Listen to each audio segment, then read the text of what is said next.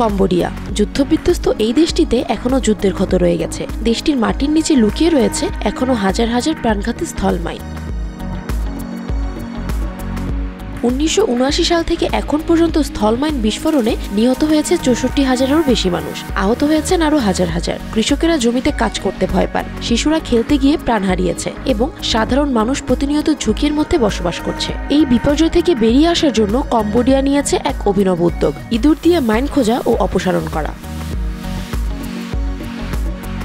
এই বিশেষ ইঁদুরগুলোর জন্ম আফ্রিকার তানজানিয়ায়। তাদের নিয়ে এসে বিশেষ সামরিক প্রশিক্ষণ দেওয়া হয়। ছোট আকৃতির কারণে ইঁদুরগুলো ওজন কম, ফলে মাইন বিস্ফোরণের ঝুঁকি ছাড়াই তারা নিরাপদে মাইন শনাক্ত করতে পারে। এই প্রশিক্ষিত ইঁদুরগুলোর সবচেয়ে বড় শক্তি হলো তাদের ঘ্রাণ শক্তি। সাধারণ সেনা বা প্রযুক্তিগত যন্ত্রের চেয়ে তারা দ্রুত এবং নিখুঁতভাবে বিস্ফোরণ শনাক্ত করতে পারে। 2016 সাল থেকে কম্বোডিয়ায় এই বিশেষ পদ্ধতিতে মাইন অপসারণ শুরু হয়। প্রশিক্ষিত ইঁদুরদের মধ্যে সবচেয়ে বিখ্যাত ছিল মাগাওয়া। তার তীক্ষ্ণ ঘ্রাণ শক্তির সাহায্যে সে 35 একরের বেশি এলাকা নিরাপদ করেছে, বহু মাইন ও অবিস্ফোরিত বোমা শনাক্ত করেছে।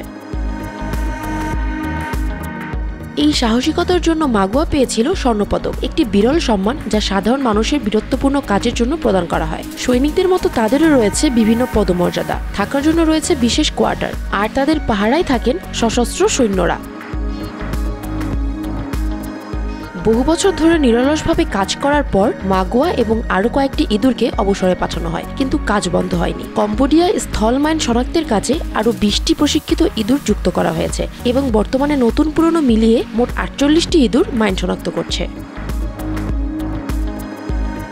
তানজানিয়ায় অ্যাপোপো নামে একটি সংগঠন এই প্রশিক্ষণের দায়িত্বে রয়েছে। ইঁদুরগুলোকে ছোটবেলা থেকেই বিস্ফোরণের গন্ধ চেনানো হয়। প্রশিক্ষণ শেষে তারা মাঠে কাজ শুরু করে।